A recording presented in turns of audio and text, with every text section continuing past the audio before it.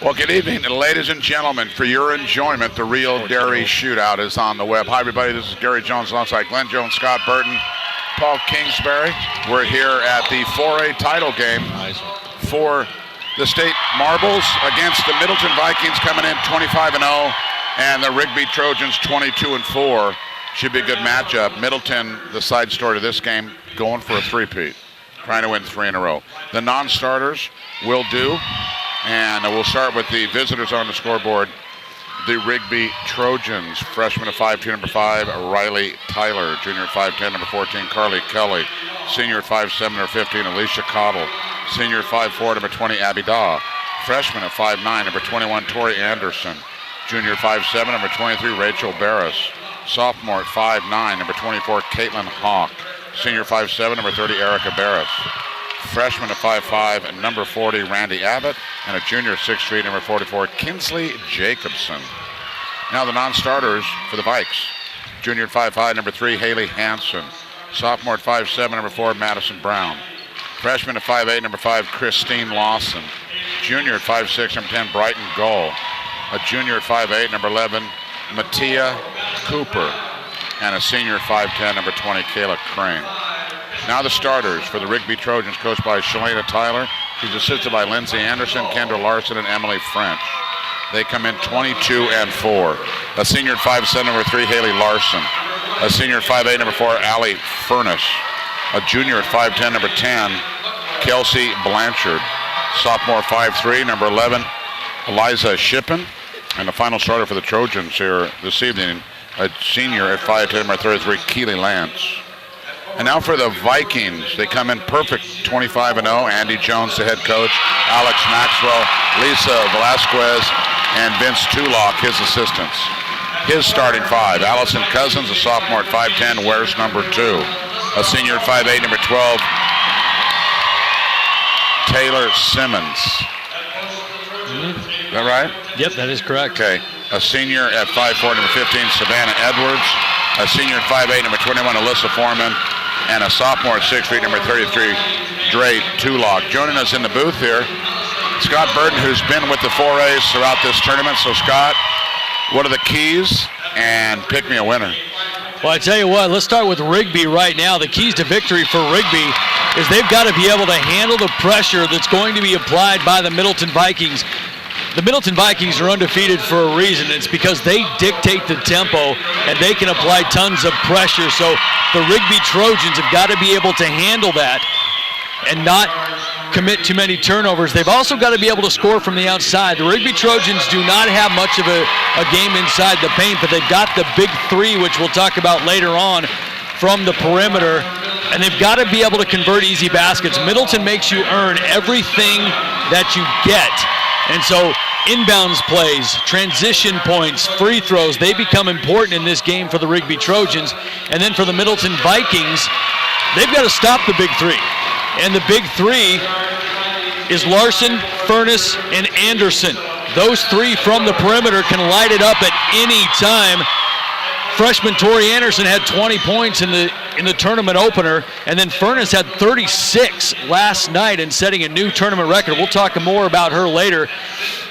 And then Middleton has to control the tempo. One of the reasons they've been so successful is they've been able to dictate the tempo both offensively and defensively and be entire control of the game. And they're going to have to do that tonight to earn their 3rd straight title and their 49th consecutive victory. So pick a winner. Well, I tell you what, on paper it looks like the Middleton Vikings are just too tough because a lot of people think that the true state championship was played last night between Wood River and Middleton, but Rigby, being the underdog, might have something to say about that. Middleton comes in undefeated, 2-time defending state champions, 48 consecutive victories, and it would be easy for a team like that to overlook somebody like Rigby, who's a little bit hungry, a little bit on a roll. It's going to be interesting to see what happens. On the paper, it's going to be Middleton. Yeah, we've had a couple perennial favorites lose. Coeur d'Alene did it. Cammy did it. Marsh Valley, however, just turned in a perfect season in the previous game. You know, it's got to put a chip on your shoulder to be 22-4 and considered an underdog. Yeah. What do we got to do here, man? Well, you know everybody's going to get your best shot if you're Middleton. Absolutely. Clear difference on those uniforms out there. Rigby in the maroon, Middleton in the white. And there's a quick steal. Foreman picked the pocket. Edwards, loose ball picked up by Larson. Larson in the front court now, and Rigby will try to draw first blood here. Hope you can pull up a chair and join us on idahosports.com. Driving in the paint. Oh, man, a hard shot off the glass. They really had no chance, but Furness is going to go to the line to shoot, too. Well, you know, Allie Furness is one of those players that is vital to the success of Rigby. She set a state record last night with 36 points in the semifinal, and she is sitting right now on the cusp of several other state records. She's tied the state record for most field goals in a game last night. And so she set the record for points in a game? 36. The old record was held by Sandpoint's Sandy Keller back in 2003, and Furness eclipsed it last night with 36 of her own. That's a pretty decent semifinal game to launch your team into the championship. One zip. Could we say she's on fire? En fuego. The furnace is heating up, as they say. Zone defense employed by the Rigby girls. You know, having watched these guys before, that's going to be the key right there. That shot between Simmons and Edwards is going to be the difference between winning and losing this game for Middleton. Larson kicks it over to Blanchard. I like those Rigby uniforms, little side stripes on the side. More importantly, their numbers are nice and clear. That's what we like. Couldn't agree more. Yeah. Three-pointer is an air ball. Oh, they save it, though. Can they get to it before it goes out? No. But good effort there by the Trojans. Yeah, a couple of three hits to try to save that inbounds. You know, speaking from experience, coming from Timberline High School where there's a backdrop to those baskets and backboards, it's a little bit different coming here to play where you've got so much space behind the backboard. Yeah, we see it every year, and they adjust. You'll see them shoot better in the second half when they get used to that lack of depth perception. You know, the 5A's have a little bit of advantage at having played the first couple of games here, so they should be slightly accustomed to it. Very true, but also the experience of Middleton having been here before might play into that as well. Traveling violation whistled against Larson, and a slow start to this state title game, 1-0. Bottom of the first inning, Rigby hit a home run. Nice crowd filing in here. Yes, I got to read this email. It says, good luck, Kelsey. I'm glad you were able to beat all four of your older brothers in getting to a state championship basketball game. Who would have thought? From the Blanchard brothers and sister-in-law. Hey, let's go Trojans. Beaten by a woman. Welcome to my world. Three-pointer from Cooper, and the Vikes are on the board first. That's an unlikely hero for the Middleton Vikings because from the outside it's basically Simmons and Edwards. You know, sometimes when the scouting report knows that, some of those other girls have to step up if they take away the shooters. And Cooper did on that last possession. 3-1, Middleton by 2. 5:24 to go here in our first period of play. We've crowned 4 state champions. We got 2 to go. Blanchard hands off to Shippen, and the sophomore will start the offense. Larson looking inside to Furness. Skips out of bounds. Ooh, Furness tweaked an ankle a little bit there. She's not limping or anything now, so she's fine. She has a quick drop step to that basket, doesn't she? Furness last night did it all. Offensively, defensively, she picked the pocket on the perimeter and got a lot of transition layups off of her steal. She had 6 of them last night.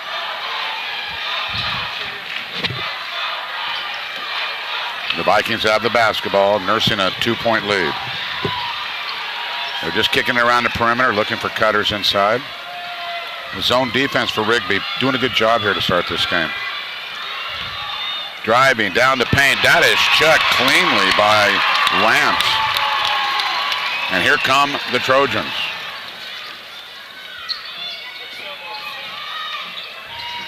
Blanchard with the basketball on the wing. Shippen will take it at the top of the key and reset the offense. Keeley low. Inside, we're going to have a jump ball. And change of possession arrow. Which way is it pointing? It'll be Middleton basketball. You know, you can fault Lance for that pass as that caused the turnover. 3 championships in the history of Middleton High School, all recent. 2008, 2010, 2011, all under Andy Jones. Rigby, girls, never won. I know the boys have. I'm pretty sure Elliot Anderson I know he's a very famous coach. I'm sure Elliot won some state titles at Rigby. Well, you want to talk about tradition at Rigby.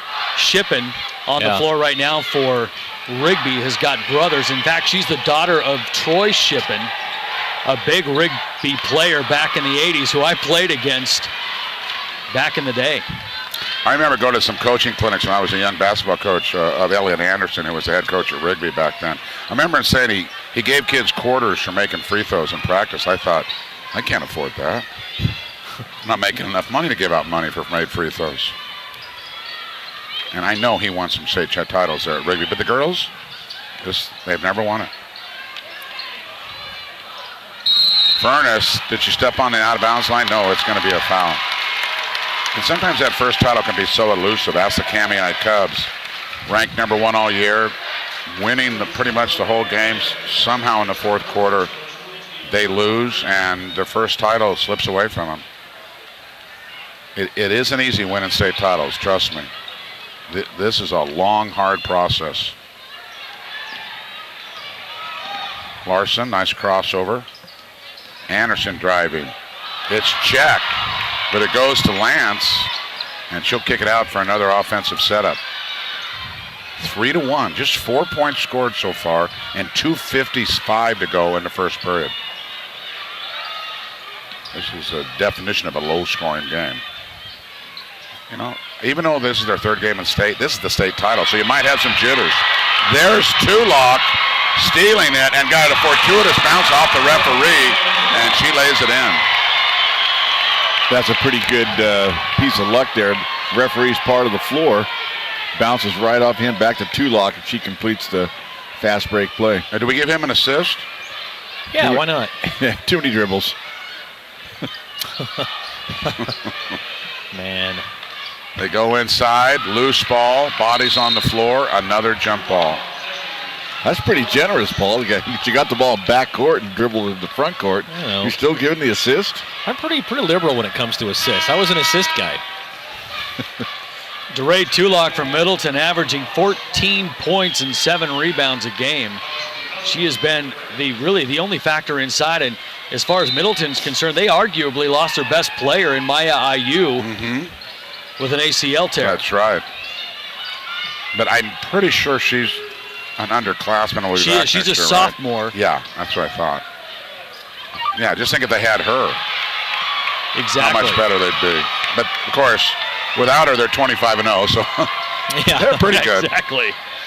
It's like a little basketball factory over there. Yeah, Andy Jones has done a terrific job. Well, Andy Jones won a state championship at Caldwell before he came to Middleton. That's right. So he's looking for his 5th title.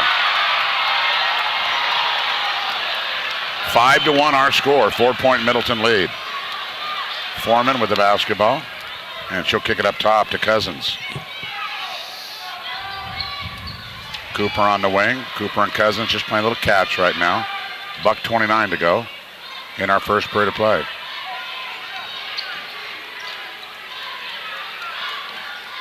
Driving. Simmons. They give it off to Tulloch, who was fouled, and Gray will go to the line to shoot 2. DeRay Tulloch, another sophomore. And just when you think that the Middleton Vikings empty the cupboard one year, here come a group of sophomores coming up, and next year with Tulloch and IU, they should be poised to make another run. Yeah, they got 2 sophomore starters out there. Remember her older sister? Was that Darcy Tulloch? It wasn't Darcy. It was, you had to ask me. Yeah, sorry. I've been trying to think of it. I'm sure we'll get an email. Yeah, now we will. Free throw is good, and Tulloch with 4 points. 7-1. Middleton leading by 6. Larson's going to travel. You know, and that's one person for the Rigby Trojans that just hasn't gotten on track for this tournament. Larson, so far, has been one of the big three. Game 1 against Bishop Kelly, she had 14 points, but 11 of those came in the fourth quarter, and then in the semifinal against Moscow, she only had 3. Under a minute to go now. First period of play. Simmons top of the key over to Cooper. Now they get inside. Tulloch lost it. Foreman tried to save it, but it's going to be Rigby basketball. You know, while we have a quick second, let me just highlight some of the things that that Furness is going to accomplish. Last night she set a record for 36 points, and she tied a record for 12 field goals, and we'll get to some of the records that she could set if she ever gets on track tonight. Moving the ball around well. 28 seconds to go. And then moving the ball around. Cooper took a shot. I don't know if it was from the ball or an elbow to her abdomen, I think.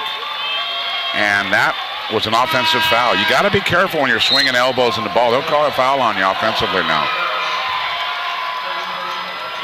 Cooper just still a little bit shook up, walking back there very slowly. Hands on her knees, bent over, trying to regain her composure. Yeah, you could tell that stung her pretty good. Well, that hurt. You know what? It isn't easy being a state champion. A lot of time you got to fight through pain. This was easy. Everybody would do it. 14 seconds to go. Looking for the last shot of the quarter. They nearly lose it, and that looked like a turnover. It was. Brown carried the ball. Madison, a 5'7" sophomore. 6 seconds exactly for Rigby to get a shot up. Let's see if they can do it. Larson comes around a pick. They try to pick and roll, but it won't work, and there's the buzzer. A low-scoring first period. Middleton 7, Rigby 1. You're enjoying the state title games on idahosports.com. We'll return after this. Back here at the Idaho Center. Happy to bring it up to you on idahosports.com. It's the Real Dairy Shootout, sponsored by the United Dairymen of Idaho.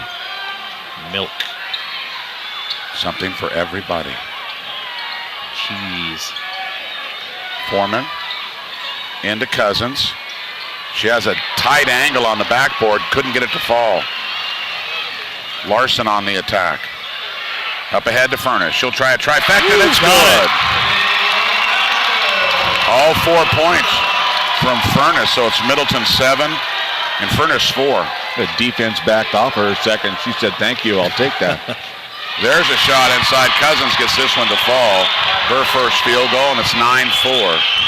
Yeah, we had more scoring in the first minute of the second quarter. We had the whole first period. We had a 30-second timeout. It's a full timeout. On the floor. Why don't you walk us through those records you were talking about? Well, coming off the heels of Allie Furness's three-point goal there, she is on the verge of setting multiple state records. She set one last night in the semifinal game by scoring 36 points, eclipsing the old record of 32 held by Sandpoint's Shandy Keller in 2003. She tied a record for 12 field goals made in a game by Jennifer Pond in 2003. And now here's what she's looking at tonight. The most points in the tournament is 62. She's got 49. She's 13 points away from tying that. Most field goals in the tournament is 21. She now has 16. The highest average points per game is held by Shandy Keller of Sandpoint, 20.7. She's now averaging 24 points a game, so she's ahead of that pace. And then finally, most three-point goals in a tournament is 9, held by Crystal Keller in 2001. That is 9. She now has 7. So she is staring at several state tournament records tonight. You know, I like those pros when they offer honest answers, and they'll say, "Hey, do you want your record broken?" And a lot of guys say, "Yeah, I'm looking forward to this guy breaking my record." They're all lying. They all lying. Yeah, I like the pro that goes, "No, I don't want anybody to break my record. I want my name to be in the record book forever." That's what everybody wants. I bet she would trade all those records for a state title. Oh, I you agree. betcha. There's no question about that. Long three-pointer by Furness, bounces twice, won't go in the hole, and it'll be Middleton basketball. 9-4 slow start to this state title game. Rigby is one of those teams that will shoot a lot of three-pointers if you give it to them. They have shot 36 three-point field goals in 2 games thus far, hitting 13 of them, which is 36%. Foreman with the basketball on the wing. Give it off to Brown, who drives around the elbow, falls down. Are they called traveling? Yep. I don't know if she tripped on her screener, 2-lock, or if she just tripped over her own feet, but she went down. 5-point Middleton lead.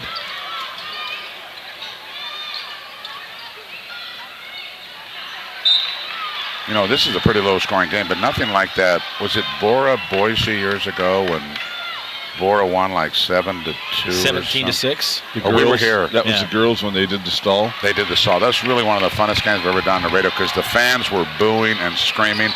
They weren't breaking any rules. And boy, I mean, that team was very upset the way they lost. Baseline jumper by Cousins is good. She's got 4. And it's an 11-4 score now. Middleton by 7. One of these days, maybe we'll get the shot clock in Idaho. I'm all for it.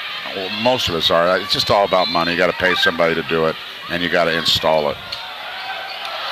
3-pointer, no good. Long rebound comes to Brown. Up ahead to Simmons. She goes through 2 players, and they'll call her for an offensive foul. Well, that was close. Could have gone either way, but it's going the way of an offensive foul. Boy, if you look in the background of the stands, you can see that the Idaho Center is filling up. Good crowd representing both of these schools. And it should fill up in our next game with a District 3 team involved.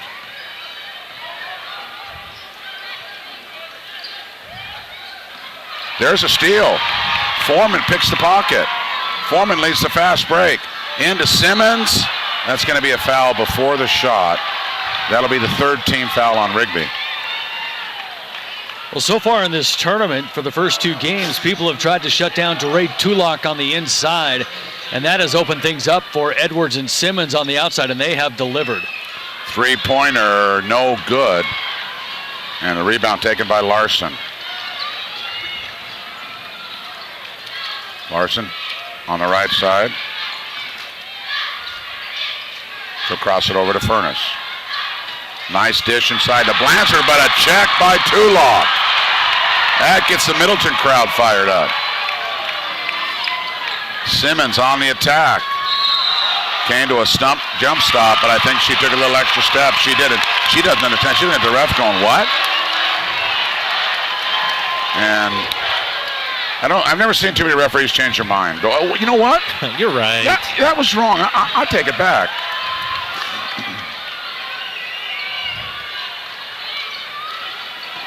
Nice crossover. But it's great defensive play by Brown. Down the left side. Can't get the layup. Fighting for the rebound. Simmons gets it. Little right-handed hook is an air ball. Anderson with the rebound. A couple golden opportunities for the Middleton Vikings right there. Lance has it up top to Furness. There's the freshman. Got it. And it's good. Anderson with 20 points in the tournament opener carried the Trojans. A freshman with 20 points in her first state title game. That's something. Tulloch can't get it. Rebound tipped out of bounds. Should have go off Larson. It does. She just followed that up with just 2 points the next night, didn't she? She did, you know, and that's part of the big 3 that Rigby has. They don't have much of a post game. It's all basically centered around Larson, Furness, and Anderson. Anderson carried them with 20 points in the first game, and then the second game, Furness had 36. Larson is yet to show up. 3-pointer. Front iron, no good. But the follow rattles out of there. A third effort is good. That one by Cousins. She's got 6 points to lead her squad. You can't give a good team 2 or 3 opportunities on the offensive end, and you will pay for it. There's a foul by Tulloch, I believe. You look at these matchups between these two teams, and on paper, the matchup does not look favorable for Rigby because they just don't have anybody to match up with Tulloch.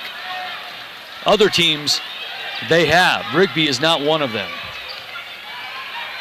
Well, I tell you what, they're sure keeping an eye on Furness, are the Vikings. They're watching her wherever she goes on that field. Long three-pointer. This one by Larson, her first field goal. And that's what Rigby has got to do to stay in this game. The big three have got to shoot and shoot well. 13-10, Middleton by 3. Three-pointer by Simmons, no good. Rebounded by Lance. Wow. It looked like a little foul, but they won't call it on Edwards. Middleton working hard to deny Allie at Furness, as you said, Gary, and that's just going to open it up for Larson or Tori Anderson. Yeah, if they take away your big gun, other people, you just got to step up. Especially in a game like this for all the marbles. Long three-pointer. That was checked. Taken out of the air by Edwards, and here come the Vikings. Foreman. Shot on the way by Cousins will find the hole. She's got 8 all in this period. All of that started by the block by Simmons, who actually leads the Middleton Vikings in blocks, if you can believe it. Baseline jumper is blocked by Foreman, but a foul by Foreman. 15-10 our score, 2:22 to go in our half. We're going to have John Billets up here in the booth at halftime. Talk about some of the goings on in the IHSAA. Behind Tulloch, it's Simmons, and then Buckway with the blocks on the season. Furness. I noticed something in her pre-shot routine. Let's see if she does it again. She taps her left foot. I don't know if she was doing that. She does. She has done that all tournament long. Watch her tap her left foot. We noticed that earlier, and we found it very interesting, but then she settles it right at the end. Huh. And then she stops it at the end, and hey, whatever works. That's part of the routine. Great, keep doing it. I like the way the girls block shots too. The shots primarily stay in play. When you got a guy swat a ball, well, he takes it and puts it about 3 rows up. Tulloch steps through, no good, but a foul on the play. And Dre back to the line where she's a perfect 2 of 2 so far. Boy, that's really unfortunate for Rigby. As Keely Lance picks up the foul, she is the senior, but boy, she had Tulloch kind of right where she wanted her. Couldn't contain herself from reaching in and fouling Tulloch. Free throw good by Tulloch. It's important that Lance doesn't pick up her third. And she's not going to as she comes out. 2:10 to go. That's a good move by Coach Tyler. DeRay Tulloch, a 58% free throw shooter on the season. Wow. Well, she's 75 so far in this game as she made 3 of 4. And it's a 4-point Middleton lead. 2-minute warning. 2 minutes left in our first half. Abby Daw in the game now, 5'4" senior. Sports number 20, and she'll take a shot. Won't go. Loose ball comes to Daw. And one more chance. Furness from 3. It's good. Well, she's got 9 points now, approaching record after record. She is one more three-pointer away from tying the state record. There's a shot by Simmons that won't fall. And a little run by Rigby. They only trail by 1. Oh, that's a rebound. That's a screening foul on Daw, moving screen. Yeah, you can see Daw there just as the girl went by, she just leaned her shoulder into her to try to initiate a little contact. Yeah, she just said, that's what I did. She knows it. You got to stay set. Rigby would have had a chance to take a lead there. They had 1 lead in this game at 1-0. They trail by 1 now, 16-15. Simmons to Cooper. At the free throw line is Cousins. Couldn't get the shot off. Wonder if they get close to this, if they'll go for 1 shot. No, they're going to get stolen. That's Furness with a pick. And then they pick it back. Loose ball. They're going to get Furness with a foul. There's somebody diving on the pile. It's going to be Furness. Yeah. 16 fouls, so Middleton not shooting yet. I don't know how you can be upset about that. She dove right on her back. Yeah, she just jumped right on her back. That's And that's just one foul for Allie. She's in no trouble. Yeah, I don't know about you guys, but down to the 4A, the officiating has been superb. Nearly a jump ball, but they get it to Simmons. And now Simmons will be fouled by Furness, so she picks up two quick ones. And there's a girl you don't want to have with 3 fouls. Let's see if they take her out. I think they're going to. Anderson going to check in, and it is for Furness. Got a quick email. Good luck, Lady Vikes, from Brittany Lisi. It was Kalika Tulok. Thank you very much for that. Kalika. Yeah, Kalika Tulok, that's right. Thank you. And actually, Lisi was a star player for Middleton a few years ago. Very nice. And a free throw, good. That's a 2-point Middleton lead, now 17-15. Matter of fact, I got tired of trying to coach against her. I'll bet. And that one won't get the bounce. Only 2 fouls on Furness. 36 seconds to go in our half. Down the paint. Counts if it goes. It goes. Larson going to the line to try to give her team the lead. That is one player the Rigby Trojans really need to have step up, is Larson. She's got 5, all in this period of play for the lead. Yes. 18-17. See if Middleton wants one shot. Larson had more rebounds and points in the tournament coming into this game. Simmons into Tulok. She'll step through. Off glass is good. Wow. Athletic move. Wow. 7 points for Dre. 13 seconds. Middleton with a 1-point lead. Nice bounce pass inside. Great pass by Larson. Blanchard gets the bucket. Long 3-pointer. Oh, nearly goes in. A great first half. And Rigby comes back to lead by 1 at the half. 2019 our score. You're enjoying the Real Dairy Shootout on idosports.com, and we'll return after this. 1 point, she got that on 2 free throw attempts, and Tulok, 7 points, 3 of 4 from the free throw line. Shooting 7 of 21, 33%, 1 of 7, 14% behind the arc, 4 of 6, 66% from the free throw line. For the Rigby Trojans, 1 in the first quarter, 19 in the second. I did not stutter, 1 and 19. Here's how their scoring breaks down. Larson, 6 points, 1 of 1 from the free throw line. Furness, 9 points, 3 of 4 from the free throw line. Blanchard, 2 points. Tori Anderson, 3 points. 6 of 13, 46% from the field. 4 of 8, 50% from beyond the arc. 4 of 5 from the free throw line, 80%. All right, to start the second half. Rigby with a basketball and a 1-point lead. I got to kick you my trivia question, see if you guys can answer. This is kind of a hard one. They go inside, the ball stolen. Here it is.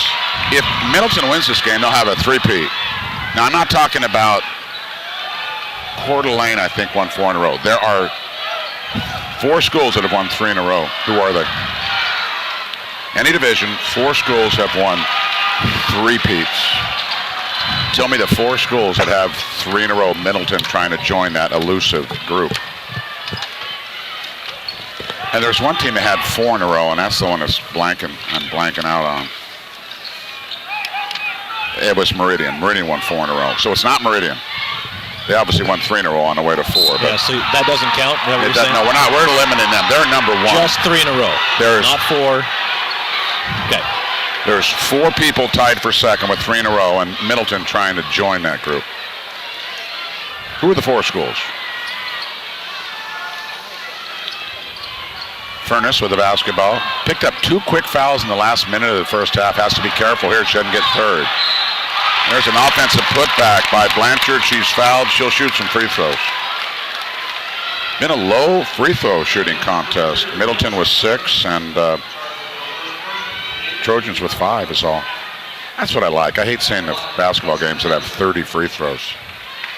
Nice to have the continuity of a basketball game continue and not have a whistle blow every 3 seconds. Free throw, perfect by Blanchard. She's got 3. Couple emails, guys. Know you can do it, Rigby. Rigby Girls Rock from Dakota Anderson in Spotsylvania, Virginia. Ooh, Virginia. And go Lady Vikings, bring it home from Ren and Ruth. And go Rigby Girls, play like always, and you will win from Jim and Bev Duo in Rigby. Both free throws good, and it's a 3-point Rigby lead, their biggest lead they've enjoyed here in this state title game. Boy, they're really sagging on Foreman and just daring her to shoot. She didn't want to. She's trying to get it into Tulloch. And that's stripped off Tulloch's foot. You know, the only two that have really proved themselves from the outside have been Simmons and Edwards. Everybody else they can just sag off of, and that's what they're doing. They know their personnel. Furnish going to be double teamed, and the ball's stolen. Ahead of the pack is Edwards. She'll lay it in. First field goal for Savannah. And it's 22-21. Middleton back to within one. When Savannah saw that steal happening, she just took off like a dart underneath the basket to a way to pass.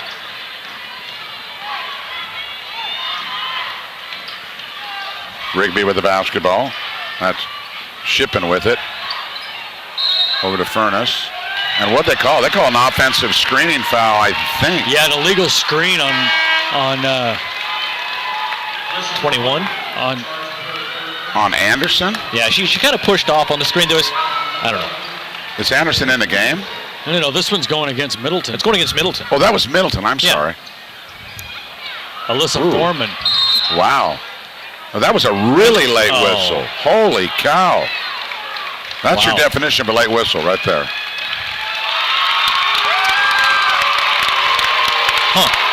That's 3 quick fouls picked up by Middleton here in the first 2 minutes of this third period. That's Rigby. Second foul for Cousins. No team fouls for Rigby. And there's a turnover.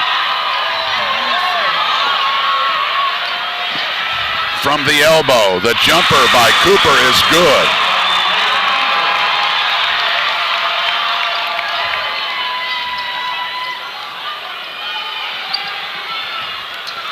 On the attack now is Shippen. That ball tipped, and it went right to Cooper. Middleton with a 1-point lead and the basketball, and right down the paint again. No, there's a foul beforehand as down to the ground is Blanchard. Yeah, Blanchard and Tulloch kind of collided as Tulloch was setting a screen, and Blanchard just ran right into her. I'm not sure about the call, but they're going to whistle Blanchard with the personal. Yeah, Blanchard hits Tulloch. I'm saying Blanchard goes down. Yeah. So I agree. I'm not sure about that call. Simmons for 3. Her first field goal. She's got 4 points in our game, and it's a 4-point Middleton lead. You know, Middleton on this fantastic league winning streak and game winning streak, and I just wonder how many minutes they've trailed this year. It's not a stat we have, but I'd be curious to know. I bet you they haven't trailed very often. Not many. There's a ball knocked out of bounds. Who to go off of?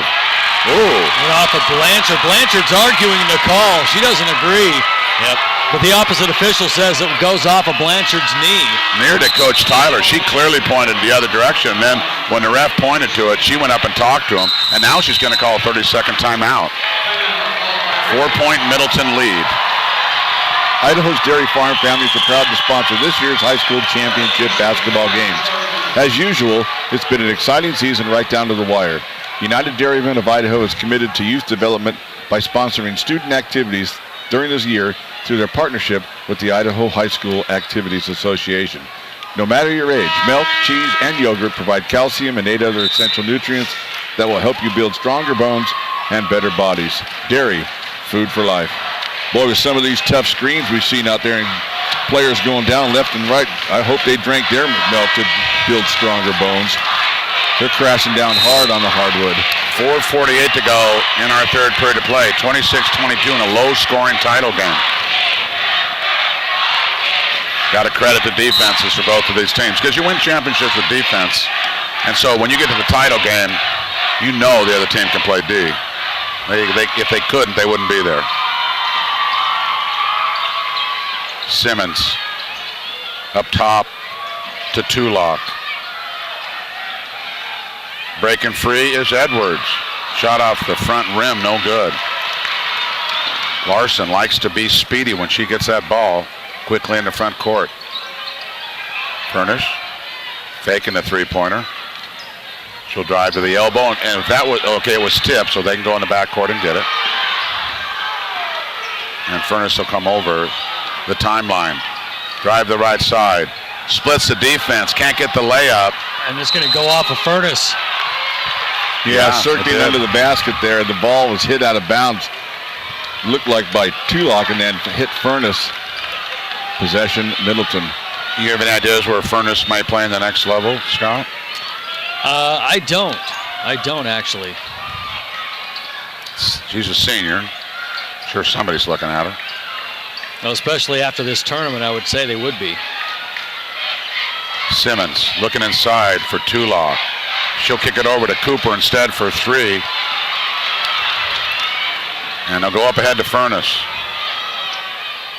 Ooh, she handed off, and it was nearly stolen by Simmons. Middleton playing tough D right now. Larson to Blanchard. And there's Lance telling her player, come and get it from me. I could read her lips. Inside, the ball stripped away from Blanchard and controlled by Simmons. Up ahead to Edwards. Fast breaking Vikes. Get it into Tulloch. She fell hard and got to be, always hold your breath when a big girl goes down like that. But she's fine. All she needs is a scrunchie. Her hair came out. Never had that problem in a game, did you, Paul? Not often. Yeah. 26-22, the low-scoring trend continues here in this state title game. Furness some way outside. Ooh, it was on line, but just a short. And it'll be Middleton basketball. Dietrich's won the 1A, Division II. Prairie won the 1A, Division I. Butte County is the 2A champs. Marsh Valley, the 3A. We got 2 to go. This one, and then Lewiston Centennial. Emory Roy is the storyline there. If he wins, 10, count them, 10 state championships. You got a ring for every finger and the 2 thumbs. You put them all on at one night and go out like that, do you? I would. I don't know if I'd go out. I'd walk around the house with them. There's a turnaround J by Tulloch. That would really impress the wife, probably. Long past Bling, that. bling, bling. Honey, look at my bling. 3-pointer, looks good, but it was long. Boy, it was right on line from our angle. And suddenly, Rigby's gone cold. Funny how momentum's like that in a game. You'll be hot, and you go through cold spells. It's a roller coaster scoring the basketball. Well, when you rely on the outside shot like Rigby does, that's going to come and go. Yeah, you bet. It's a good point. 6-point Middleton lead, $1:50 to go in the third. 3-pointer, no. Nice inside rebound by Cousins. Ahead of the pack is Edwards, and she'll score, and she's fouled. Boy, a mental lapse right there on Rigby. After they're shooting, nobody gets back on defense, and Middleton takes advantage and starts the thoroughbreds running, gets the basket, and now trying to complete the 3-point play. Okay, Paul, any answers on my trivia question yet? Nope, got a couple emails though. Go Rigby girls, bring home the title from Rick Hopkin in Dallas, Texas. And here we go. We're cheering for you at home. Good luck, the Taylor clan. Can't make the 3-pointer. Texas, another. Oh, I had Texas already. Keeping track of the states we've gotten shout-outs from. We've even got one from France and Germany. In the paint, shot off glass, no good. But Larson will go to the line to shoot a couple. You know, we talk a lot about Larson being part of that big 3, and although she hasn't scored a lot, she does other things for her team that enables her Rigby Trojans to be successful. And I don't want to convey the message that she hasn't shown up or done anything. It's just that the scoring for her hasn't been there because people are keying on her. But she has rebounded, she has assisted, she has defended, and is doing those little things to keep Rigby in the ballgame. Yeah, and she's like your prototype point guard. You don't expect her to lead a team in scoring. You expect her to lead a team in assists. And, you know, not have a lot of turnovers and execute your offense. And that'll be a traveling violation. Well, this becomes a big possession now for Rigby, rather. They're down by 7 with just over a minute to play. And after holding a slight lead at halftime, they've kind of let this thing slip away here in the third quarter. $1:10 in the third. 7-point Middleton lead. Rigby on the attack. That's Daw in there. And she fell down. And they're going to get an offensive foul. Was that on Daw? It's going to be on Barris. Barris. Erica Barris just slightly lowered her shoulder to create a little bit of space, and they're going to get her with the offensive foul. Wow. Simmons in the front court now. 55 seconds, probably too much time to try to think of one shot. They'll just go after a good one. Don't worry about the clock. And Rigby needs a stop, and they got it. And I talk about a good shot. That wasn't a good shot there. Simmons forcing that a little bit. Shot clock era, it would be a 2-for-1.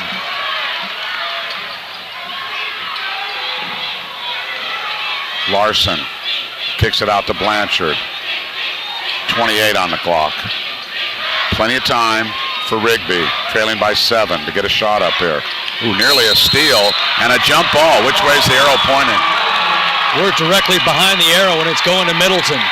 You know, we had one in an earlier game, a jump ball at the end of the third quarter with 1/10 of a second left. They had a jump ball. And if I'm the coach, I'm like, oh, great. What a wasted possession. Yeah, what a wasted possession. Can I pass? Yeah, no, we decline. We decline. We don't want it. 15 seconds to go in the quarter. Simmons. Are we going to get a timeout with 12 seconds to go? Wow, unusual timeout, but who was that called by? And that's what I believe that's Andy Jones who called the timeout. He's got plenty in his pocket to spare as he will head into the fourth quarter with multiple timeouts. Let me, Brian Phillips emails in about the trivia questions. Okay. In the girls' Idaho champions, Meridian had 4 in a row, 80, 81, Correct. 82, 83. Highland, 3 in a row. Yep. Madison, 3 in a row. Yep. Coeur d'Alene, 3 in a row. Yep. 08, 09, and 10. Brian Phillips, is he our One winner? more. He had 4. There's 4. Yeah, Meridian, Highland, Madison, Coeur d'Alene. Oh, okay. No, Meridian had 4. I took Meridian out of it. There's one more school with 3. Your little Meridian caveats to won 4. your trivia question. I said Meridian had won 4. I announced that. I wanted the 3 that. Okay, so there's one more. I wanted only the had 4 3 in a teams row. that had 3 in a row. He got 3 of them. Only Coeur 3 in a d'Alene, row. Highland, and Madison. Not There's 4. one more team that has won 3 in a row. So Brian got a little extra credit on that question. Yeah, and Brian, you can have 3 mulligans in the next golf for your response. You did fine. And tell your buddies, hey, you don't get mulligans. I won them on Idaho Sports. Why don't you listen? You can win some too. 4 seconds. They better get it in the air. They do, and they get it in. What a bucket by Simmons at the buzzer. Reverse scores on the board. 32 Middleton, 23 Rigby. We'll return for the 4th and final period of play right after this. Shot milk.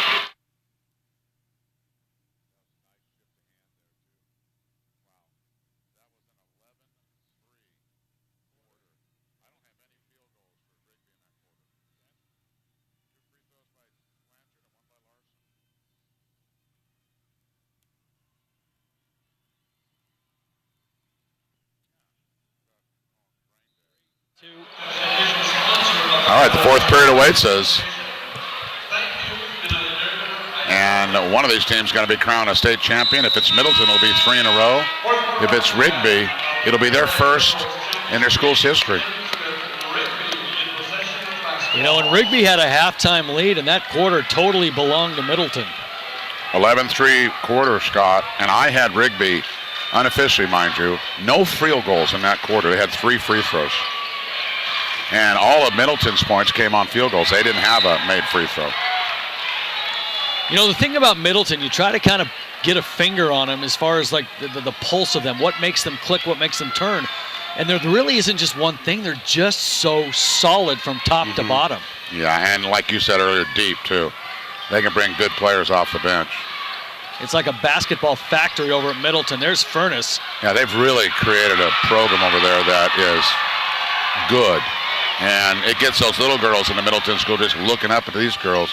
Next thing you know, they got a basketball dynasty. Now if they'd only get a decent school. Oh, wait. They do.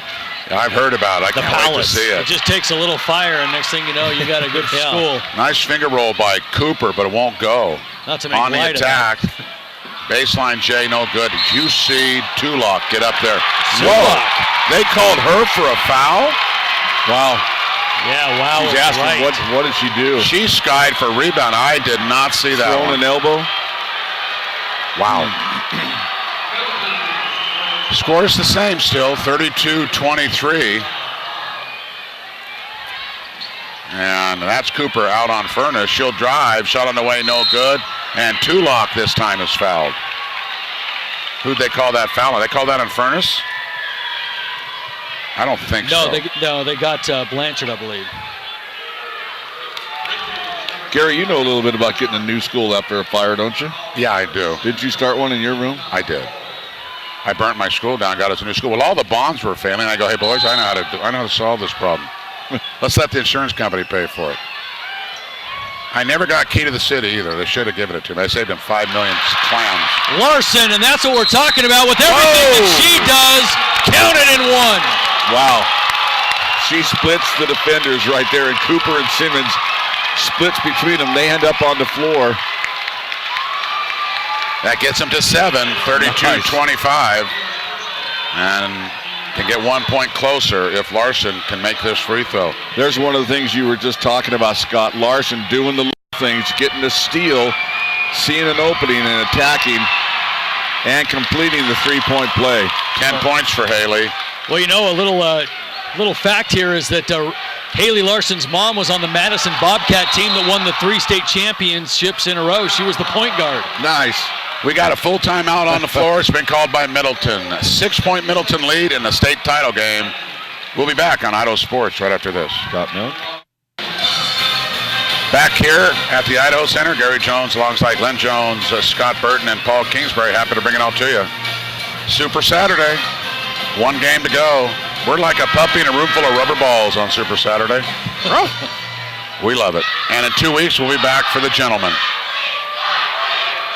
And then it's golf season, gentlemen, after that, officially. You need any mulligans, Burton? I can get you some on my next trivia question. He doesn't need mulligans. I don't. I'm a high school golf coach. I'm looking forward to this. All right, good. Shot on the way, no good. I'm going to let you play with my wife someday. She's a 1.9 handicap. Golf. Yeah. She's the real deal, Scott. Bring it on. Have you been beaten by a woman? Besides your wife. She'll do it. Figure of speech, of course, right? Oh, yeah. You know, a lot of people give me a hard time that my wife can beat me in golf, and I always go, would you like to pay her for $50? Oh, no. I said, yeah, I didn't think so. This thing is spiraling out of control. My lovely wife won a senior state am. That's how good she is. Good for her. Yeah.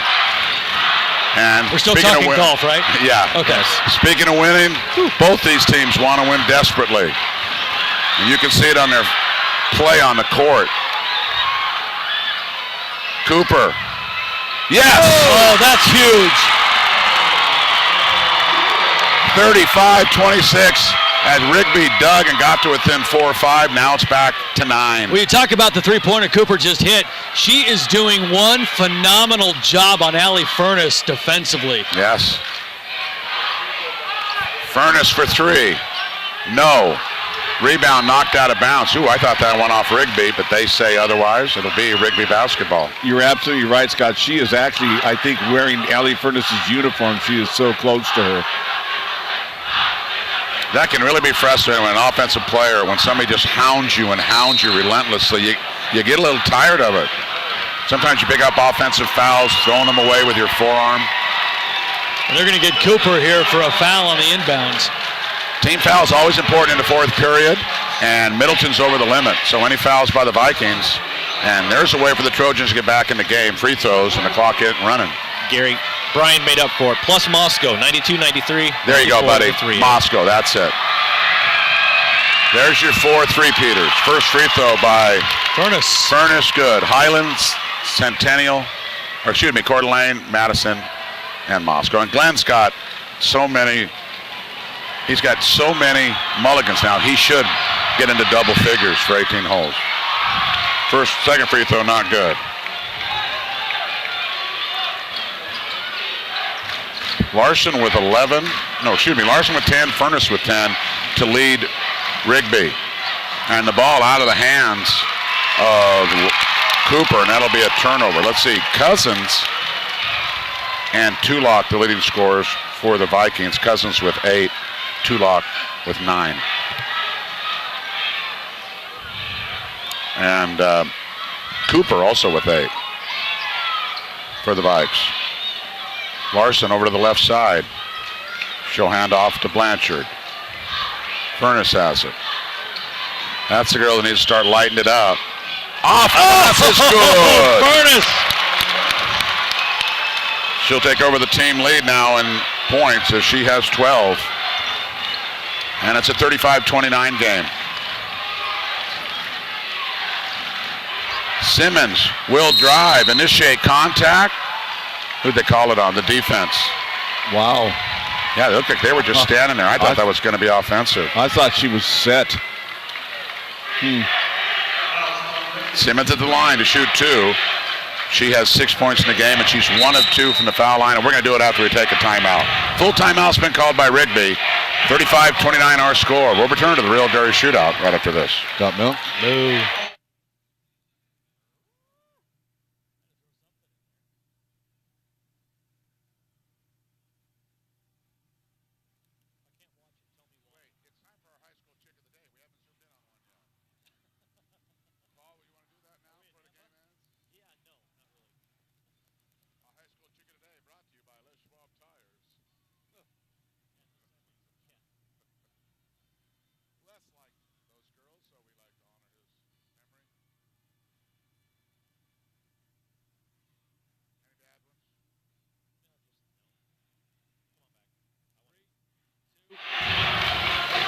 All right, the last 4:51.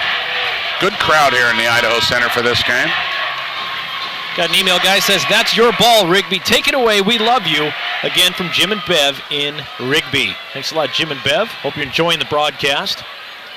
You see that sign over there in the Middleton section? It says, it's black and white, just play. Okay. It means it's that simple. It's black and white. It's black and white, just play. All right. It's easy.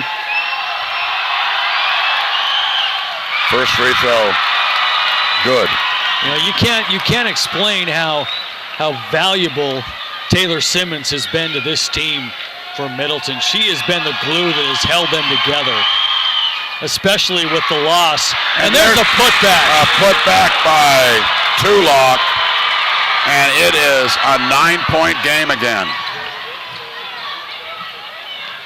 38-29 Middleton. Especially with the loss of Maya Ayu, Simmons has been the one that has just kept them all together.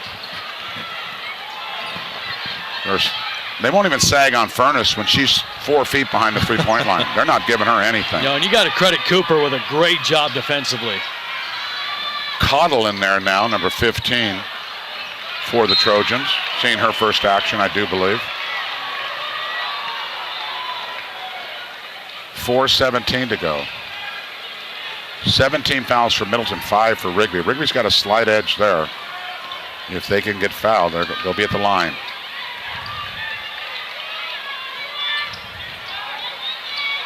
Well, at some point here, Rigby's got to kind of step up the intensity. Three-pointer, no good, and there's going to be a foul inside as Simmons collects the rebound and gets fouled. That'll be the 6th team foul on Rigby, so after the Foul was on Larson. That's her second foul. foul was on, I didn't think they were in the bonus, though. Does that say 8 up there? It's really, no, it does say 6. I didn't think they were in the bonus. Yeah, now they'll get the exercise and one end of the floor to the other. On the Idaho scoreboard, the 6s and the 8s are not good here at the I think Idaho the Center. officials have the same issue. A long baseball pass, gets it into the front She court. traveled. Yeah, traveling by Tulloch. You can expect now Rigby to come with a full court press, whether it's man or zone, just to change the tempo of this game as they have fallen behind by 9.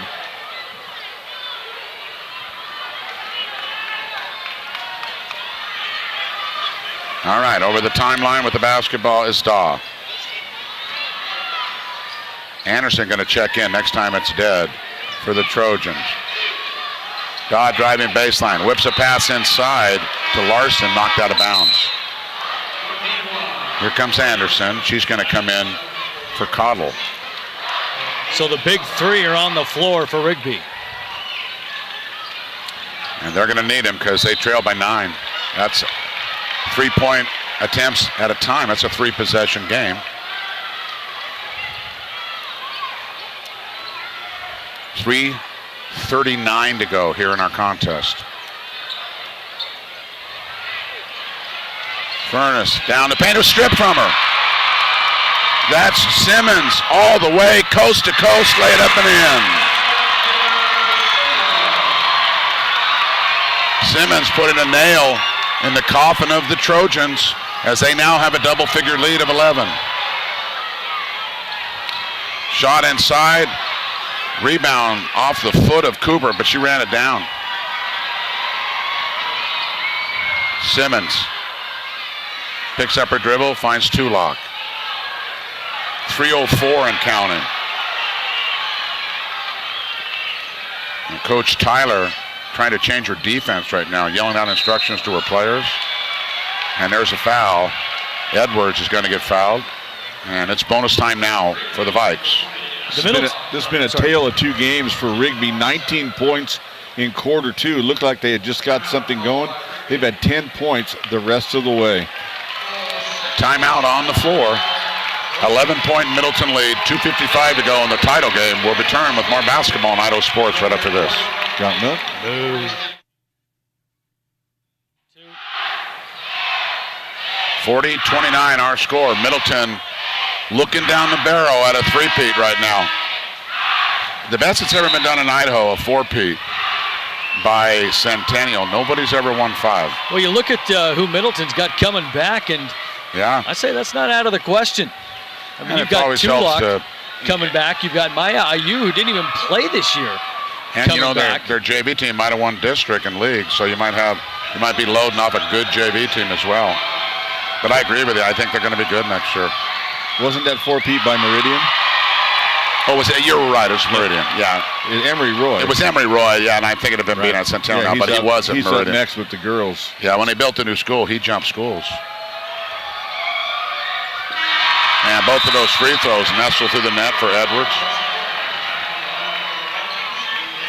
Yeah, Emery Roy, he's going to be in the Hall of Fame here in Idaho because he's won more state championships than any coach in history, and he's going after number 10. Boys and girls both. Yeah, he's a stud. I wish I could have looked as calm and collected as he does in a game like that. And inside, Lance with the rebound, and she's fouled as she goes to the ground. Well, I tell you, one official had a jump ball, the other one had a foul, and they will get the foul on Middleton. Yeah, that's a good call. That's good teamwork, too, by those guys to get together and say, no, I had a pretty good angle. I mean, Lance got arm across arm. Lance got hit so hard, she came off her feet. Hey guys, real quick, I am supporting you, Middleton, from St. Luke's. Let's take home the 3rd state trophy from Regina, going to Kiana May. Make sure you attend to your patients, too, during timeouts. Barris back in the game. Thanks for clarifying that. I'll be right there. There's only 30 seconds left. Stop that beeping! And both of them nestle home. Keely Lance on the board with 2 points now. And a quick whistle in the backcourt. An 11-point lead is not insurmountable with 3 minutes to go. We've seen stranger things happen at Timberline today in the consolation game. Skyview was down 15 points with 6 minutes to play. Came back and forced overtime against Madison before falling by a bucket in overtime. So you never know. You never know in this crazy game. And a free throw by Cooper, it's good. Well, and Rigby of all teams should know better than this because they were down by 9 heading into the 4th quarter in the opening round against Bishop Kelly before outscoring the Knights 24-3 in the final frame to steal the win. Cooper makes both free throws. That's what you do when you're protecting the lead and they foul you. Pretty hard to come back if you make your free throws. That's what gave Butte County the victory in the 2-way, their free throw shooting.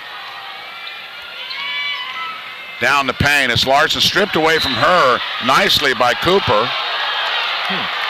But they'll retain possession. It goes off of a Middleton Viking. Cooper is not letting Furness get any daylight whatsoever. They do a line at the top of the key. Coming out of it is Furnish. There she is again. Yeah, and look at Cooper playing defense on her. And she's finally whistled for a foul.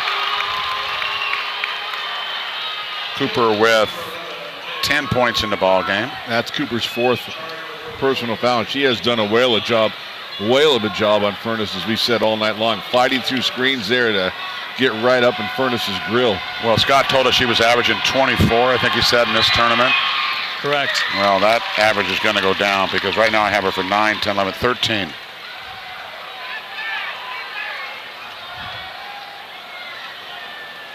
(44-32). 33 as she makes both free throws. Down to 11 again. 2:17 to go. They inbound to Edwards.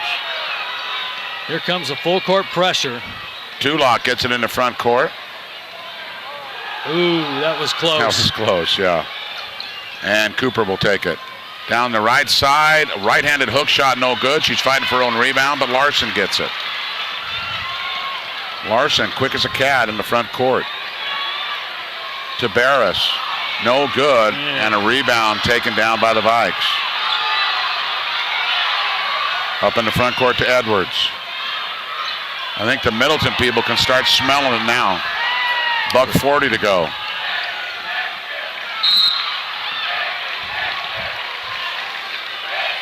And there's a foul. Going to the foul line, Taylor Simmons. And this is the still a 1-and-1. She's got to make the first to get the second. Simmons, a 58% free throw shooter on the year. Not a great percentage, and she misses.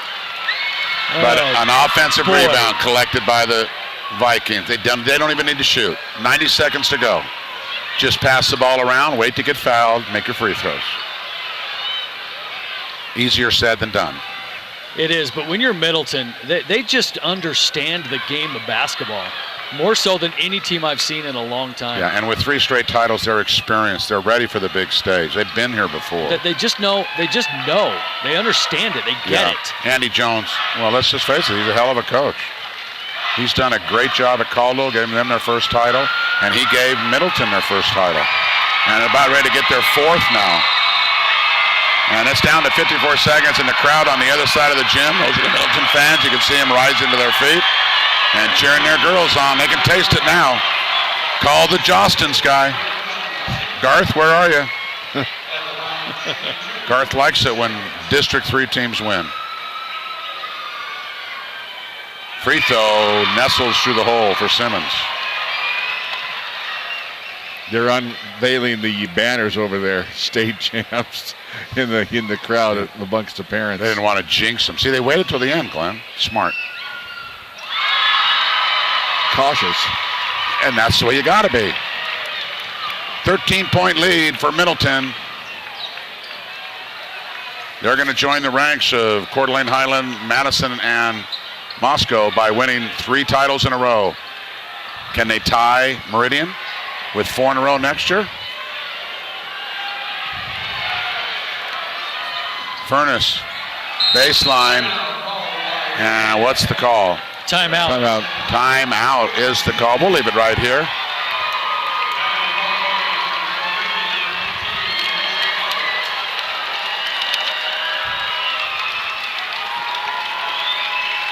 An education system isn't worth much if it teaches young people how to make a living but doesn't teach them how to live. High school activities are the other half of education, where lessons in living are an everyday occurrence. Self-discipline, the ability to work with others, fair play. Paul, these are the lessons that high school activities are made of. This message is brought to you as a public service by the Idaho High School Activities Association. See, Scott, we ended the sentence with a preposition. Not good. Not good. My mother was an English teacher for 35 years. I never understood why that was so bad, though. Well, prepositions are not words to end sentences with. Why? See what I did there? With? Nice job. So I can't say, which state are you from? Exactly. I have to state, which state?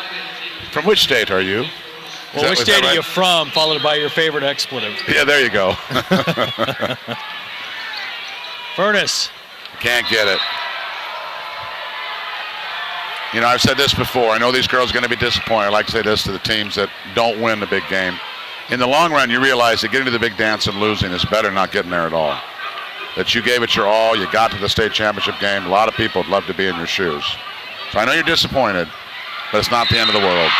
And I think that's the last nail in the coffin, but I think she traveled, actually. I don't think it was called, but Foreman, that's her first field goal. And 17 seconds away from the Middleton celebration. Kayla Crane in the game now. As Jones goes to his bench. Brighton goal. What a nice, I love that name, Brighton. Madison Brown coming in the game. Haley Hansen going to check in for the shooter. You got to ask the question for Middleton, does it ever get old? No. I'd have never. Absolutely not. I can't imagine it getting old. And Foreman will make the free throw and be subbed out. And also, Brianne Buckway, I believe, is in the game as well. There's no saying that says it's harder to stay on top than it is to get there. And Middleton has been on top and has stayed there now for several years. Which makes it that much more special. If you can, you can win a state championship, obviously you've got a lot of things to go right, and it's a special team that does that. But if you can do it 2, 3, 4 times in a row, wow. Dynasty. Larson will get a free throw. 11 seconds left on the clock. 15-point Middleton lead. Lewiston and Centennial will wrap it up. Our next game slated at 8 o'clock. Here we go, the last 10 seconds of the game. Hustling in the front court is Brown. Inside, no good on the shot. 2, 1. There it is, 49-35. Why not? There's the exclamation point. Let's change that final score then, 51-35, as the Middleton Vikings have three-peated here in the Idaho Center.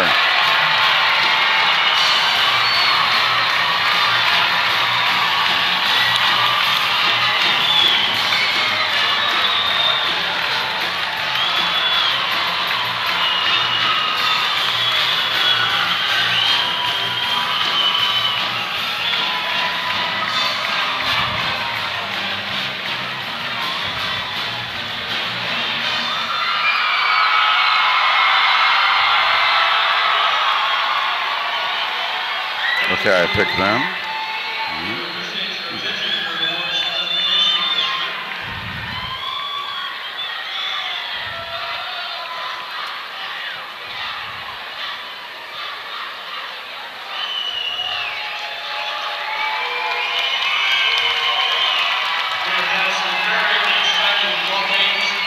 Thanks.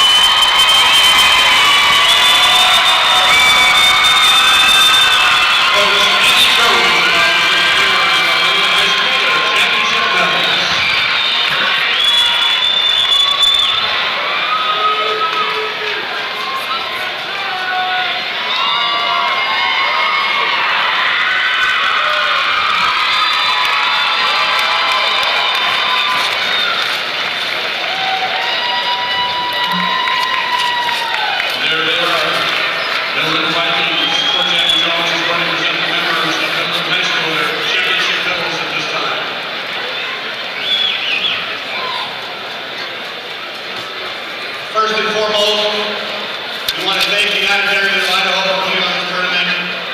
This is such an amazing experience for everyone who gets to come to this. And for our girls, it's just such a special weekend. Thank you so much, United Dairymen of Idaho.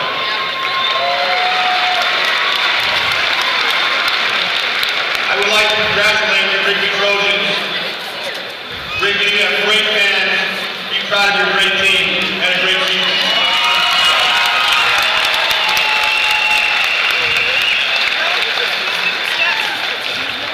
I'd like to thank our administration, high school disciplines, Mr. Reynolds. They came on board this year at high school. I let them know who's mom. They said, all right, appreciate that. I want to thank my family who's over in the court, my wife, my daughter, my granddaughter. Thank you for all your support. And I want to thank our amazing community of Middleton who has supported us through the years. Thank you, Middleton. This is amazing.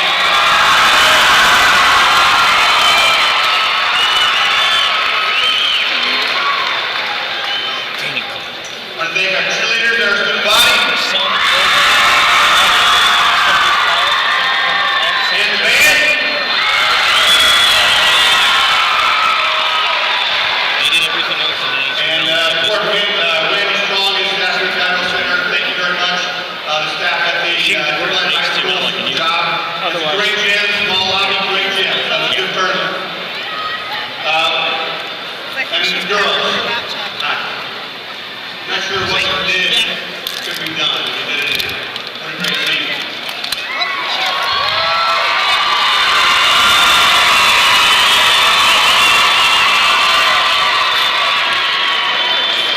Start with our freshman, number 5, Christine Lawson.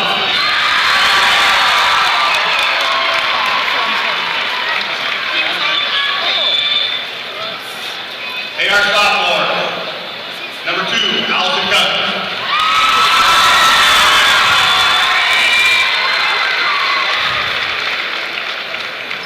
Number 4, Maddie Brown.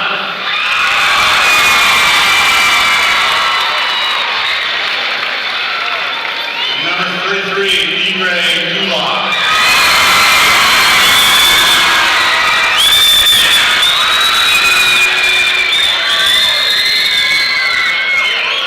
Our junior class, number 3, Haley Jansen.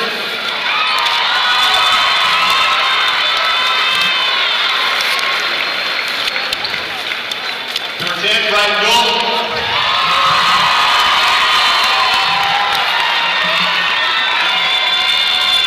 Number 11, Jay Cooper.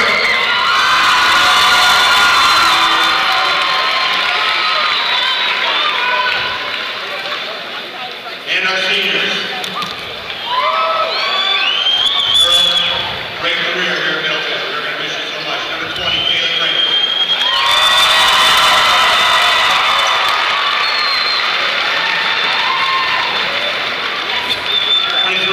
Brianne Buckley.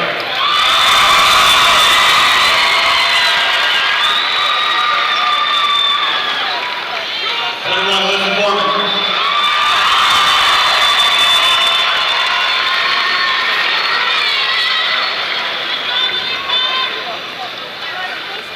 I just need to get 15 men Edwards.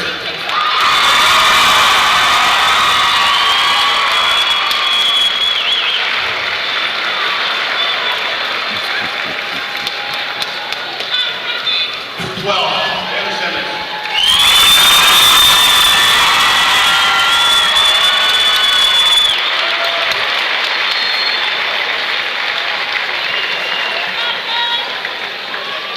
One more thing before we go, my coaches, so much help. Thank you so much. Thank you, Middleton. Okay, Glenn, you can take us to the stats, and we'll get ready for our 6th and final game here. Okay, our final score, Middleton Vikings 51, Rigby Trojans 35. Trojans 1 in quarter 1, 19 quarter 2, 3 in quarter 3, 12 in quarter 4 for their 35 points. Individual scoring, Larson with 12, 5 of 6 from the line. Furness with 14, 6 of 8 from the line. Blanchard 4, 2 of 2 from the line. Tori Anderson 3. and Lance 2. She got both of those on 2 free throw attempts. 8 for 30, 27% from the field. 4 of 18, 22% behind the arc. 15 of 18, 83% from the free throw line. For the Middleton Vikings, 7 in quarter 1, 12 in quarter 3, 12 in quarter 2, 13 in quarter 3, 19 in quarter 4. 51 points broken down like this. Cousins with 8 points. Gold with 2 points. Cooper with 10 points, 2 of 2 from the charity stripe. Simmons with 11 points, 4 of 7 from the charity stripe. Edwards 6 points, 2 of 3 from the charity stripe. Foreman 3 points. She was 1 of 1 from the free throw line. And Dre Tollick 11 points, 3 of 4 from the free throw line. As a team, 45% field goal shooting, 18 to 40, 3 of 11 behind the arc, 12 of 17, 71% from the free throw line. IdahoSports.com player of the game. Talk to me. I have Dre Tullock, 11 points on 4 of 6 shooting, 7 rebounds, block shot, 3 steals. You got it. Played all but 45 seconds of the entire game. Well, Scott, I'll give you some final thoughts. Appreciate you joining us in the booth here, dude. My pleasure. That was a great final thought. Catch my breath here. Middleton, they just pretty much epitomize the total program. I mean, you get classes that come through that are great, and you kind of groom them to be champions, but Middleton just keeps turning them out year after year after year. So, this isn't just a win for the Middleton team this year. It's another notch in the program's belt for how strong they actually are. It's amazing. Yeah, they're really got a dynasty in the making. That'll do it for this state championship game. We're getting ready for our next one, which will feature Centennial and Lewis. And we hope you enjoyed watching this webcast as much as we enjoyed bringing it to you. So for Glenn Jones, Scott Burton, Paul Kingsbury, and IdahoSports.com, this is Gary Jones. The final score, the Middleton Vikings three-peat with a 51-35 victory over the Rigby Trojans. Good evening, ladies and gentlemen, and we hope your next game is a good one.